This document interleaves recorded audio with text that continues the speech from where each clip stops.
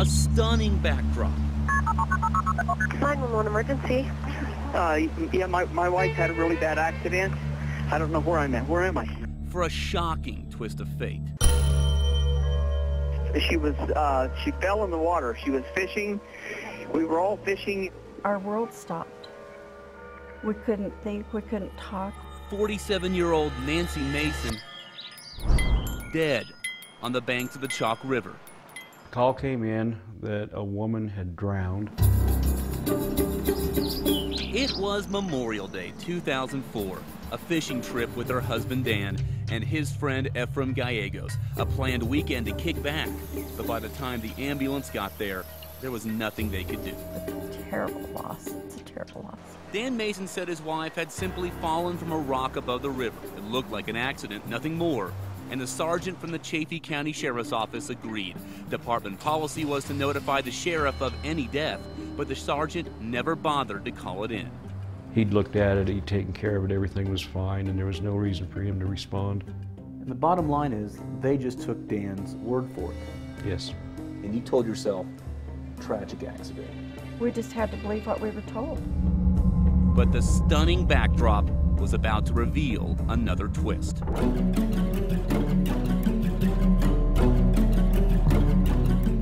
But like the Chalk River here, Nancy Mason's story has more twists and turns than you could possibly imagine. Starting with a single picture, the picture of her fishing pole, taken right here at the scene. I didn't believe it then, I don't believe it now.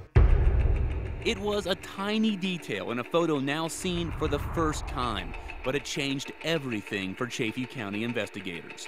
When I saw that picture of the fishing pole, I thought, this is not right. The spot where Nancy supposedly fell in was nowhere near the pole, and the fishing rod wasn't washed up against the log. It was placed perfectly on top, wedged in between larger branches. The odds of that fishing pole landing there are astronomical, and that's pretty much what got us interested in the case. We went up and surveyed the scene, and that reinforced our suspicions. One question led to another. Why didn't Nancy's pole have a hook with bait on it? And why were they fishing at that spot in the first place? It's all white water. You can't fish in it. When there was a stocked pond around the corner, the questions led, Pinkston says, to a disturbing answer. At that point, it was obvious that the scene had been staged. Shocking for almost everyone. He could see that she was the kind of person that was an easy prey. Except Nancy's mother, Miriam Gady. She was very afraid of being alone, and she was very alone. I don't think there's alcohol in there. Dan and Nancy Mason met in, of all places, a support group for divorcees. She was very giving. She was always anxious to be of help to anyone. Did you get the card too? Yeah. She was a successful nurse at Skyridge Medical Center. He was a struggling businessman. He was down on his luck, and so she was going to help him out. They got married in Las Vegas in November 2003, a blushing bride who just happened to have a house and a healthy settlement from her previous marriage. In our eyes, he saw big dollar signs.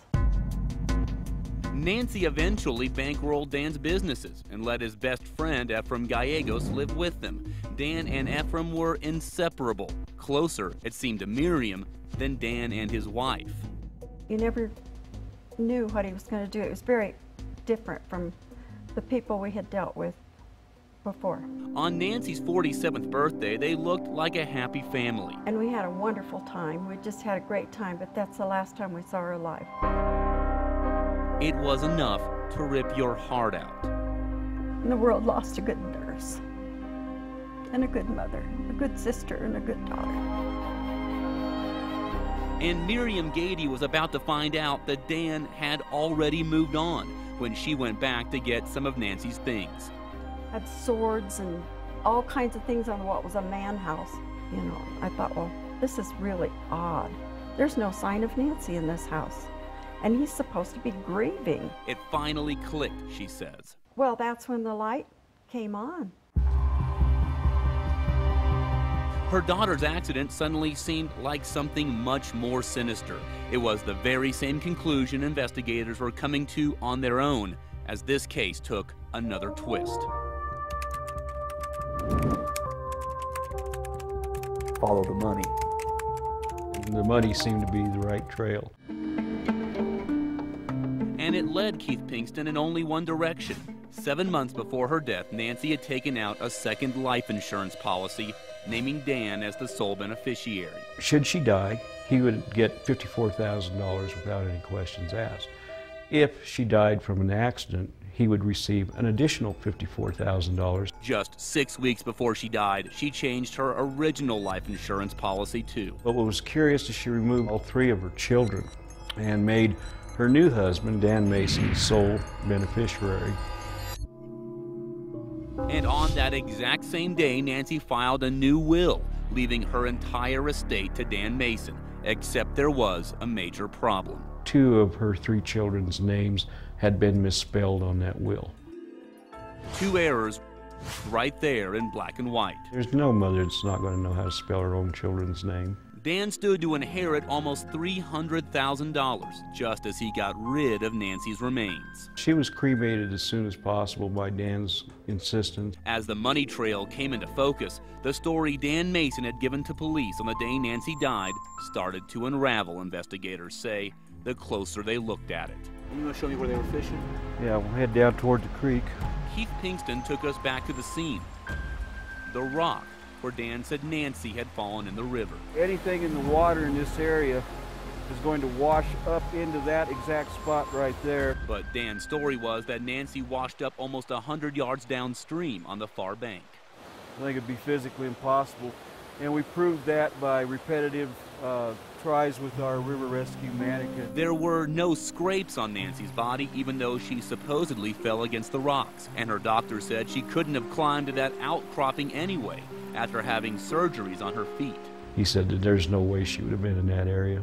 I pulled her out of the water, but she's hurt really bad. Is she breathing and conscious? She's unconscious. She's unconscious? Leaving Nancy to die alone. That's the part that still eats at her father, Bill Gady. Nobody stayed with her, and they didn't cover, they just took off. That was a red flag that just doesn't fit. Ephraim Gallegos consistently backed up Dan's story, almost word for word. Investigators think they know why. A search warrant found this document on Dan Mason's computer, a detailed version of what Dan says happened, but written as though Ephraim was telling it. Investigators called it the script. Do you think Dan Mason killed Nancy? I think so. Absolutely. Mm-hmm. Yeah. Yes. Did Dan Mason get away with murder so far?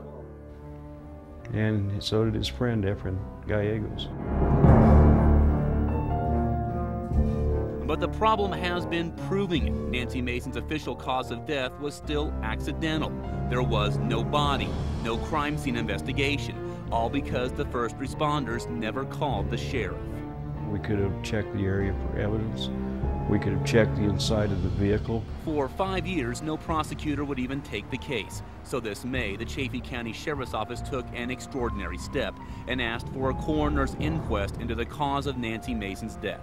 I felt that we were going to finally have the opportunity to present the evidence to somebody that was not involved in this case. A 6-person jury heard 4 days of testimony. Oh, we were excited. We were very happy. They deliberated less than an hour and ruled unanimously. I have to admit, I was elated. All of us were there. Nancy Mason, they said, had been murdered. Tom Ledoux not only disagreed, but he and his staff filed more than 100 pages trying to rip apart every single piece of evidence Keith Pinkston had collected, saying it was devoid of any due process, evidentiary protections, or a balanced presentation of the evidence. It was by far their most detailed filing in the case, and the prosecutors were exonerating Dan Mason. We will never give up on this case. I want him to look me in the eye and tell me the truth about what happened. As haunting as the beauty of the San Isabel National Forest, Nancy's been lost in this whole thing. There's no justice for Nancy. as haunting as that fatal fishing trip, He could have got a divorce or done something else. It wasn't necessary to kill her. That's what makes me so angry. as haunting as the thought But I know he's going to have to answer for it someday when God gets a hold of him. of the one That Got Away.